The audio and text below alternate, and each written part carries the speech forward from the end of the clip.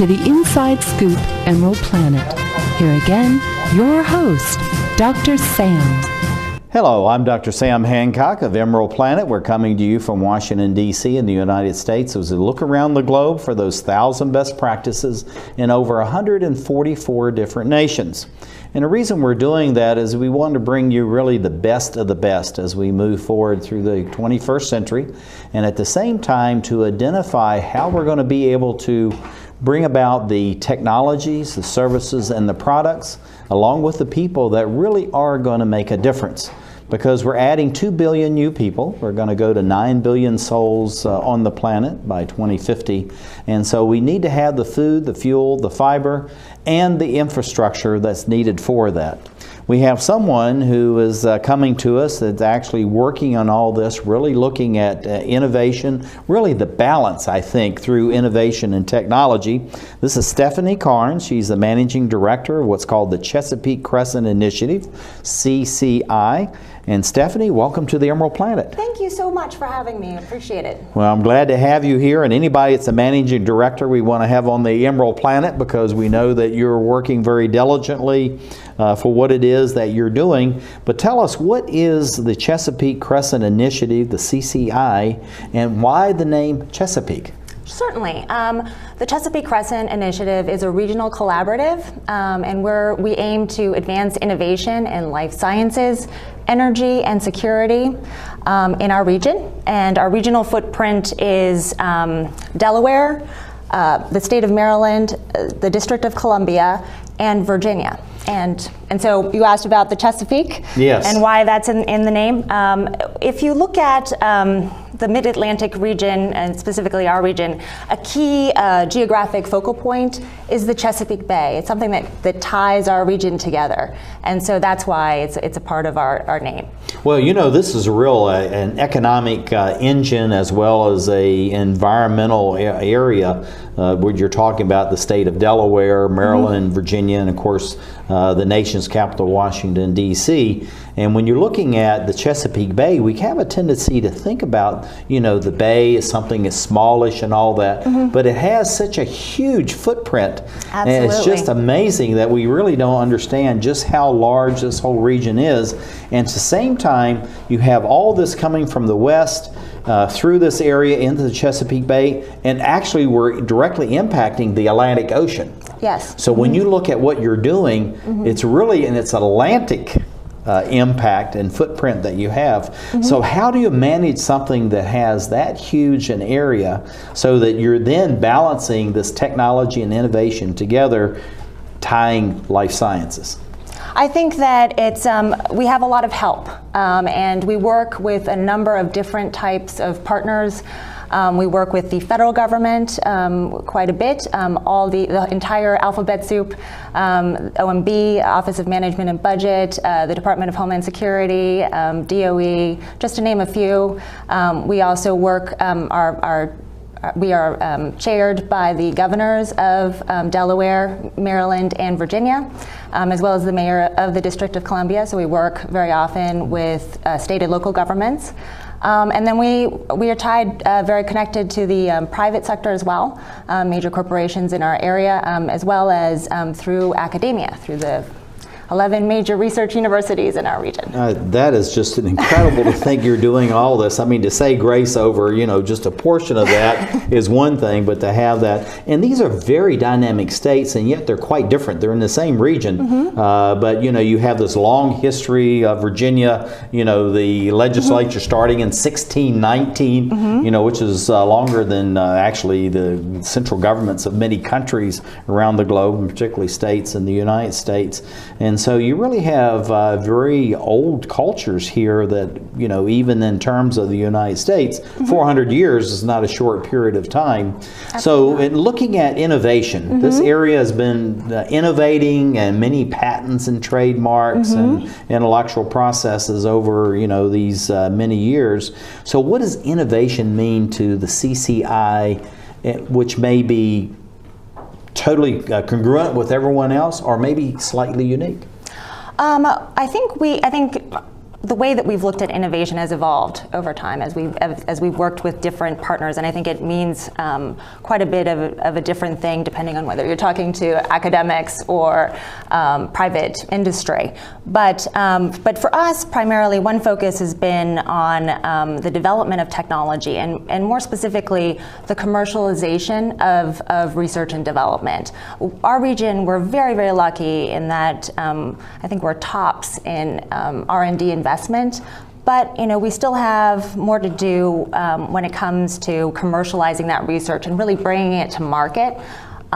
So what we try to do is help that process along.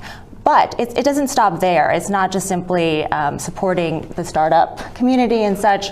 There are other factors involved, because sometimes you may have the perfect technology and it may already exist. So it's not really an issue of creating this next new invention. It's actually, there might be barriers to getting that to market, and those might be policy barriers, financial barriers, educational barriers. And so when we look at innovation, we want to make sure that we also tackle issues and try to see if we can overcome those barriers through innovations in policy development or innovative financing mechanisms. Well, looking at the colleges and universities, this is something that you and I really didn't talk about when we were chatting before the program.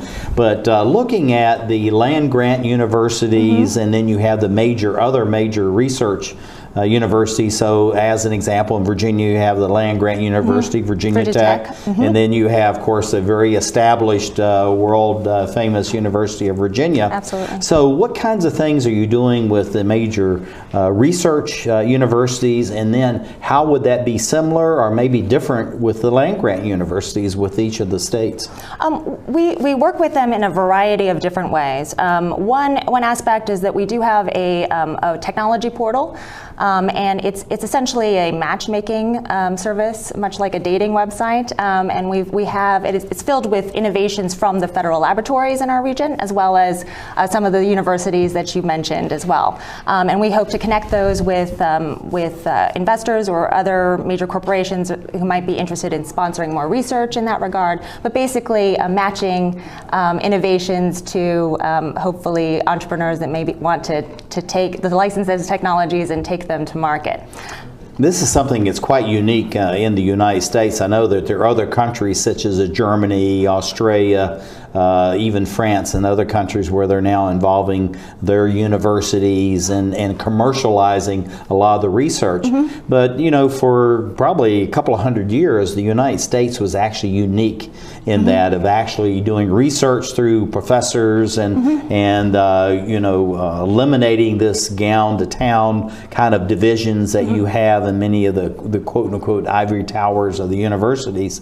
So through the Chesapeake Crescent initiative, how have you actually helped to dissolve some of those issues, not only between the universities and private business, but also government agencies to private businesses into the universities, and then to the nonprofits, non-governmental organizations? Well, I'm not sure that we can take all of the credit for the changes. Well, that's okay. You can take some of that. No. Because all of our partners have been just tremendous, and they really get it, and they're civic minded. They want to do what's best for our region.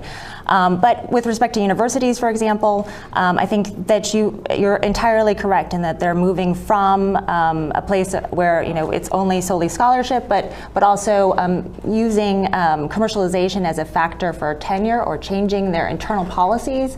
In that regard, I think you see it with the students of these institutions, their interest in creating their own startups or creating their own funds and to manage, which has been tremendous. With the federal government, we've been so lucky to work with so many different agencies. I think that they are also incredibly civic minded, and they're also part of our community. They are residents here, and so they do care about what happens in our region and making sure that we continue to be economically robust. Well, I know that resiliency is a term now that's really it's a hot topic. Absolutely. And it's been around for a long time, but now it's really coming to the fore as there's more dynamic climate change that are going on. The number of category 6 through 8 earthquakes natural disasters as far as flooding, and then the other side of that is drought. So, and this is going across NAFTA, it's around the globe. So how is the CCI working to look at these issues and then see how we can actually work at this so in advance of all these different disasters that we're actually planning properly for this, and so that we're actually, people are not, you know, just reacting to a disaster, but they're planning for and doing things that will address some of these long-term issues. I think you've hit the nail on the head when you're talking about really integrating in the urban planning or the planning for response to these types of disasters, instead of simply focusing on, okay, what do we do when something goes wrong? And I think in terms of U.S. policy, there was really a change after Superstorm Sandy in the way that even the federal government decided to respond to it. So you see innovations in the way that that many agencies are working together across agency lines, and that their choices in terms of how to move forward and rebuild really take into account, you know, how do we design this so that we don't face these types of issues in the first place. Well, going to resiliency, this is something you talk about, and I'm glad you brought up this about the storm Sandy and the impact on New York City, New York State, New Jersey, a lot of going up the East Coast of the United States, because we realize that storm surges, sea level rise is very alive and well.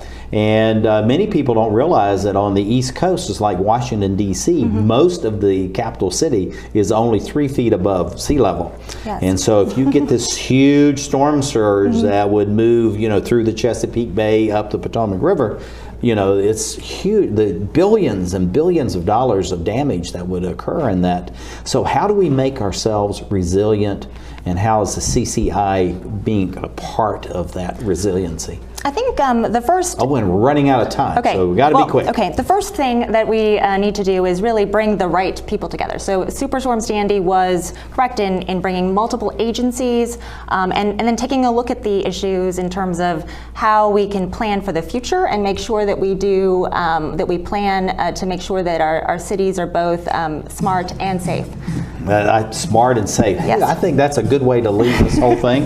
This is Stephanie Carnes. She's the Managing Director of the Chesapeake Crescent Initiative, CCI. Thank you for being with us. And it's really interesting to see this balance between the technology, innovation, resiliency as we move forward. And thank you for being with us as we look around the globe to create the Emerald Planet.